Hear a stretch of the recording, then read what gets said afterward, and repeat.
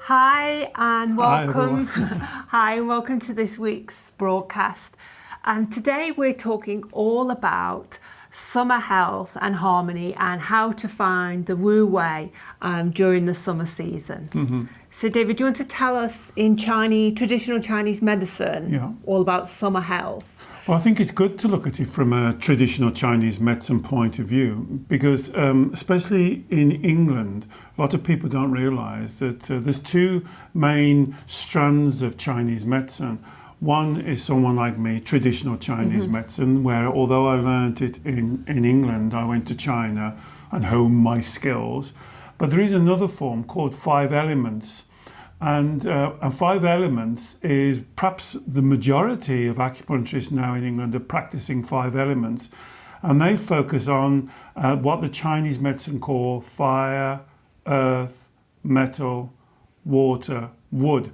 The five elements which relate to the seasons of the year, like a circle. But there's 5 seasons in traditional Chinese medicine, not 4. There's 5 seasons because they talk about the one we'll talk about next time after this one, because now we're in fire, Which is summer. which is summer. The one after this is not autumn, it's late summer. It's called earth. So in the next couple of months we'll be talking about that one.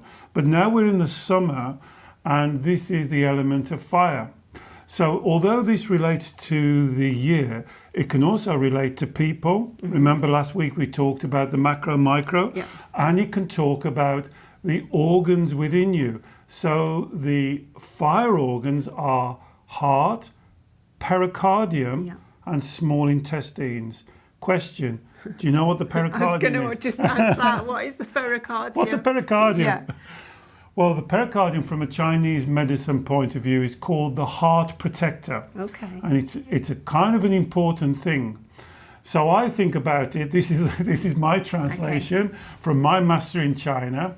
Think about it like a swinging door. You know, on the doors on those cowboy saloons. Saloon doors, yeah. So it's in front of the heart and it's protecting the heart. Okay. So when something happens like a shock or a sudden grief, the pericardium should act like a protector and protect the heart a little. That's why sometimes if it's something that happens suddenly without warning, it can get past the pericardium and hit the heart very hard. Okay, so and obviously have a more of a physical or emotional impact. More of a physical and emotional effect on you, hit you much, much deeper because it upsets the energy of the fire of the heart and the pericardium. Okay, so and the small intestines. So fire as well is more yang than yin, isn't it? Yes. So summer is yang. So we're at the fullest now of yang. This is yang energy at its fullest. Okay. So warm days, well,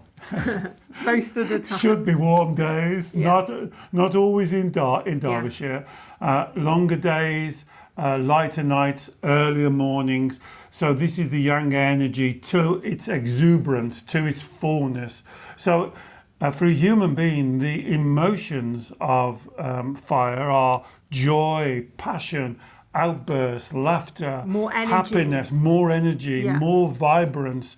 That's the energy of fire. So in theory, during the summer, if we are flowing with the natural cycles, we express or we feel or we experience more of those sort of emotions. We should do. We should do. But remember last week we talked about the yin and the yang. Yeah. Catch that video, the last one, because this also can be the time when the energy swings out of balance.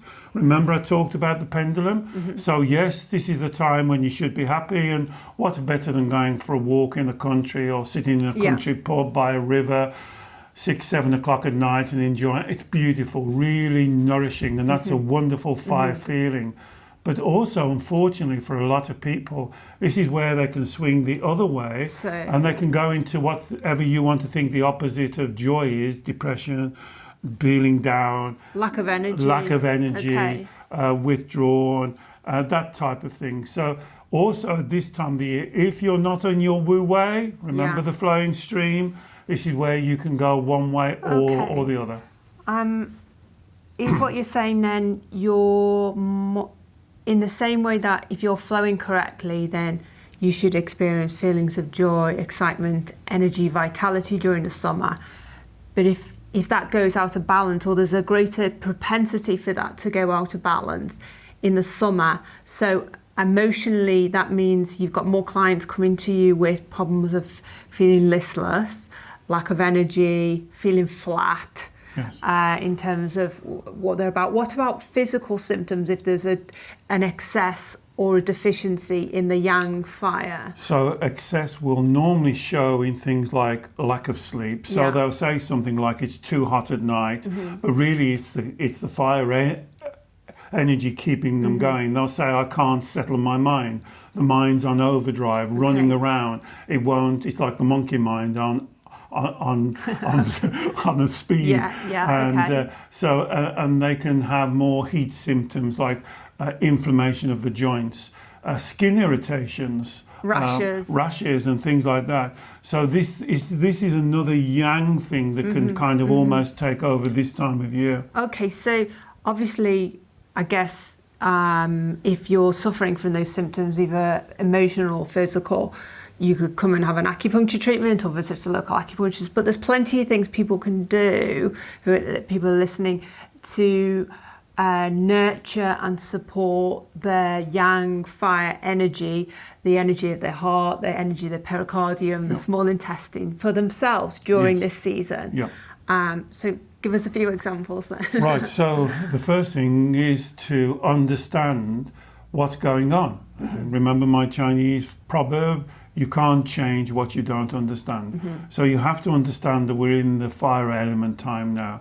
So your heart energy is more volatile. Perhaps it would be a good word. It's neither good or bad, but it's more likely to spark off or to go down. So it's about being mindful. So it's about being mindful of that, being in control of your energy. And remember the golden rule, you create your emotions. You are not the victim of your your emotions. So if we're talking about emotional health, it's very important to keep very focused because we're working on the heart energy. For your diet, for instance, it's obvious, isn't it? It's the perfect time. You don't go and eat stews and spicy curries, greasy foods. They're no good. This is more of a time to eat salads and cooling food and things like that. And they're more yin, so they give you the balance. So you get less things like heartburn, stomach upset, stomach disorder, burning, and that type of thing. You don't want to have that type of thing. So you're thinking more about your diet. Another thing, I'm sorry to tell you, you've got to watch your alcohol intake over the summer. So, and I'm not saying you can't go beer exactly or a nice cold glass of wine. I'm not saying, but doesn't necessarily cool the energy down. No, because alcohol is heating. Is yang. So it's yang. Yeah, okay. So you've got to be careful not to overdo it. But moderation. I'm not saying you can't sit by a river and have a nice cold beer or a glass of wine. But just be mindful of that, keeping that balance, that appropriateness, as we call it. So again, it's being mindful, being aware. You can't change what you don't understand. As understand this is the time to have a steady head as you're going through this wonderful time of year. And to be out in nature and experience the Fantastic. Exuberance of nature. Fantastic. So if we're feeling more exuberant and energized this time of year, we also want to tune to the exuberance and experience the wonder of being in nature when it's at its fullest, its greenest. Aren't birds wonderful this time of year? When all the flowers are out. I mean, these early mornings, I know it sounds a bit strange, but try getting up early, like 5 o'clock, 5:30, 6 o'clock, when it's just breaking day, and go for a walk in the country and listen to the birds.